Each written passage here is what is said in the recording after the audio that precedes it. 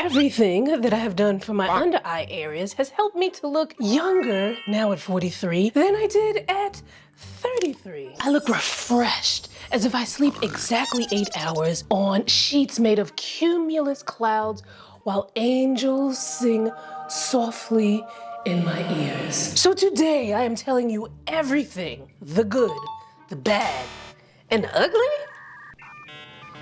and how this, and a little helped to rejuvenate my under eye area over the years. So I got under eye filler for the first time in 2018 to fix the under eye hollows that I had since probably about, 86, like the under eye hollows that, they were present there. But as I got older, they became more pronounced. Now, as I say quite so often on this channel, but if this is your first time here, hi, what's up? I'll say it to you again. Skin is not just skin. There's muscle, there's bone, there's facial fat. All of these things work in tandem to give our skin the look that it does. And thank goodness, because without that, we'd be walking around like Jabba the Hutt. Now, ditto for the under eye area. There's a whole lot going on behind here than just your skin. All right, so we understand skin, not just skin. All right, good. So now as we age, not only does the skin tend to, take course of gravity, but then there's also those other systems in place that we tend to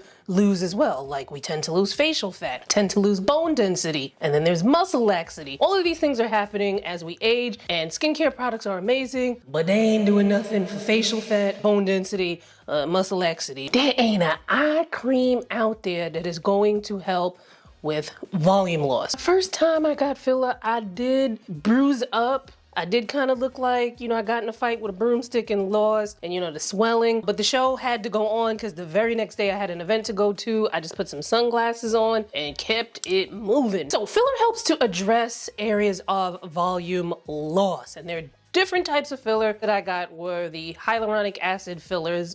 Sometimes people abbreviate that as HA. And even with HA filler, there are different types of fillers and, different manufacturers, yada yada. What will work best for you is best determined in an in-person consultation with a well-vetted pro. When you get filler, you see results right away. But typically, your injector is going to tell you to come back in 2 weeks because by then, the bruising, if there's any bruising, because I didn't always bruise every time I got filler, the bruising, the swelling is going to go down. And then at that 2-week appointment, you can decide whether it's a little too much, let's dissolve some of it, or if you're like, I could use a little bit more, doc, fill her up. Another thing to keep in mind, I had gained 30 pounds here. Well, not exactly there. It was weight gain that started from November 2016. Now keep that in mind because that's going to, obviously tie into, the future stories. Then in 2019, a little over a year after first getting the filler done, this is what my under eye area looked like. Still looking good.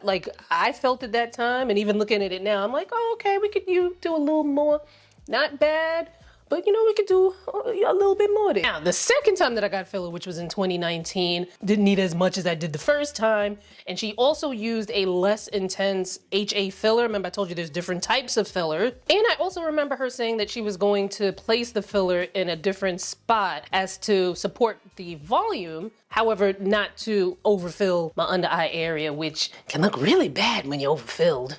Prior to filler, the discoloration, and you can see pictures up here, the discoloration kind of did like this. And then because we added filler, it kind of lifted this up. And so it looked as if the discoloration was all concentrated in one area. Now we talk about discoloration on this channel and how there are levels to it. And you can find out more when you click on this video here after you finish watching this video. However, when it comes to, older dark spots, older discoloration, a lot of times what you use over the counter might not get you the results that you're after. And if you go to see a Skin of Color pro, I went to a dermatologist, one of the first steps that they'll probably put you on is a custom prescription cream. Now, what's great about that is that your dermatologist is able to tell the pharmacy, you know what, put X amount of this active and then this one and then this one. And a lot of times these custom prescription creams may either have ingredients that you can only get by prescription, or you might have ingredients that you can find over the counter, but at percentages that you can only get with a prescription. Now, you're probably like, all right, great, but I ain't got access to a derm, Danielle.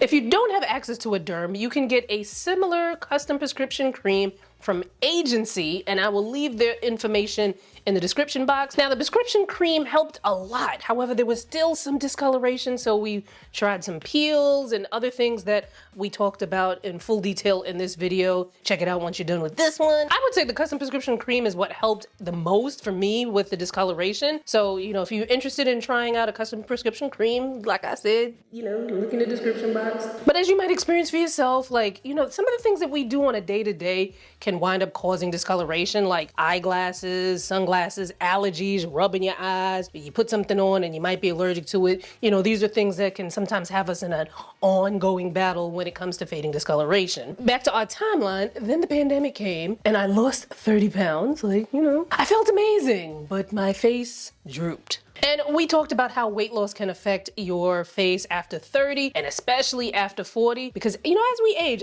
like I said, we are already losing that volume. We are already losing facial fat, bone density, there's muscle laxity. And then when you lose weight, it's like that's compounded. Now, they talk about it a lot in pop culture with what they call Ozempic face, but you can get Ozempic face even when you lose weight naturally. Here you can really see the loss of volume in my face, especially when you compare it to how I looked, you know, when I was 30 pounds heavier. Like, you see that difference. She didn't put too much underneath the eyes because she didn't want to overfill me, but in adding some cheek filler, it does kind of help to support the systems that gave me more of a, as opposed to the that I had before. And she also gave me a little Botox underneath the eyes to help with some of the wrinkles and fine lines that I had underneath my eyes. And here's the before and after. Now, when I first got this, I feel like a lot of people are saying, I don't see the difference. And I'm like, that was 2021. 2022, 2023, 2024, I would go in, get my little touch-ups, what have you. The last time I had anything placed near underneath the eyes, filler-wise, I might have had under eye Botox at some point last year, but I don't see me going in to see her just for that. So I would think that everything was done at the same time. But at any rate, Botox only lasts, when the type of Botox that I got, it only lasts couple months anyway. But the last time I got any kind of volumizing filler underneath my eye area was sometime early in 2024, I believe, like maybe around February, March 2024. And you know, a sis about due for a little touch up. I did mention that I was gonna hold off on getting filler because I wanted to see what I could get done with this iRestore Illumina LED eye mask, which now that I look at it, kind of makes me look like a superhero. And shout out to iRestore for sponsoring this part of the video. All right, so you might have heard of red light therapy and all these different colored light therapies before. And, you know, I'm sure you've definitely seen people, you know, on the internet walking around with like helmets. You've probably even seen me. If you join into a live here or there on this channel, you probably see me with my red light therapy helmet, the face mask, the neck and chest mask, and an eye mask. So red light therapy is amazing for helping with things from hair loss to tightening and rejuvenating the skin to helping with fine lines and wrinkles. I've even seen where it can help with texture and discoloration. And a lot of times people are worried, is it safe for darker skin? In a nutshell, yes. The heat from LED light does not get transmitted to the skin, which is a common misconception about how these red light therapy devices work. Listen, the neck and chest mask snatched my, like, had a little gobble gobble, the little gobble gobble's not there. I mean, she's not back to where she was in my 20s, but shoot, it took a lot off of that neck, you know, let me tell you, okay? And as you can see from my results, as well as others, red light therapy is kind of amazing. Like, I can't believe I used to doubt these things. Like, now I have seen the light. You might have seen me using this mask, which I love this mask. I've also noticed some changes in my face since using it. This mask also has blue light in it, so if you have acne, knock on wood, I haven't had to worry about, you know, acne, so I haven't needed to use it. However, I was using this and felt like, man, I don't need to use the eye mask. I was wrong. And I should have seen how I was wrong, because as you can see from the two masks, especially how many lights are here around the eye area and the way that it gets to the eye area, while this does get to some areas of the eye, and I'm not saying this because I'm gonna be like, yeah, you need to buy an extra mask. I'm just saying, like, if your eye area is of a concern as well as the face, then probably gonna need both. So this is what my eyes looked like on March 1st. And My skin was going through it this winter. Like, I don't think my skin has ever been this dry and dehydrated from a winter season. And I'm just happy that it's now spring and she's, you know, back to her usual self because, whoo!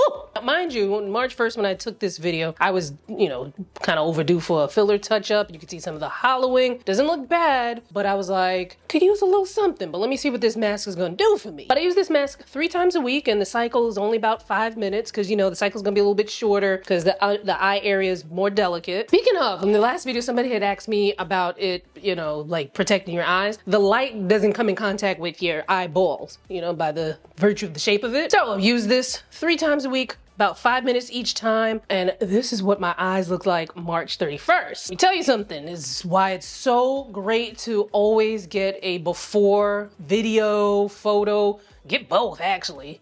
I forgot to get photos because I was like, you know what, I'll just screenshot the video. But it's good to document before you go on any kind of like journey or regimen, because looking at yourself looking for the results is like watching paint dry. So make sure you document everything. The masks are comfortable, they're easy to use. You don't need to, I mean, read the manual so you know how to But pretty much with this mask, once it's charged, you just slap it on and then you press the on button. There's also different settings, so depending on, you know, maybe one night you only want to target one area or you want to target everything. Another night, you got that customization already built in. And you can multitask while using them. So, you know, you can do your chores, get on the phone. You can even drink a little something through a straw, you know, the little slit here in the face mask. You know, but obviously with the eye mask, you get a little bit more like, eat a little sandwich, bite a little burger. So after just 4 weeks, my skin underneath my eyes looks a little bit tighter. My under eye area looks more rejuvenated. But I'm happy with the results. And this is only after 4 weeks. Let's see what it looks like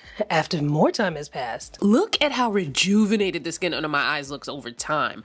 Red light might not get me the volume that I'm looking for that I'd get with filler, but the skin looks more snatched and refreshed, the hollows don't look as deep, and the discoloration that I'm left with isn't as apparent. If you want to refresh under your eyes and you're not ready for injectables, try this iRestore eye mask. I don't know why I wasn't using this before. Even when I get that filler, I'm gonna continue to use this because I still want the skin around my eyes, which, you know, obviously filler's not going to address the skin. I still want the skin around my eyes to be able to benefit from red light. You can grab the iRestore Illumina eye mask and get more information linked in the description. I'm also gonna put a QR code here. So if you're watching from your TV, you can just, you know, use your phone to scan the QR code and get it right there. But obviously everyone's different and there's so many eye treatments out there, from a $20 eye cream to $20,000 treatments. What works? I'm glad you asked because I'm telling you all about it in this video right here. Click on it and I will see you there.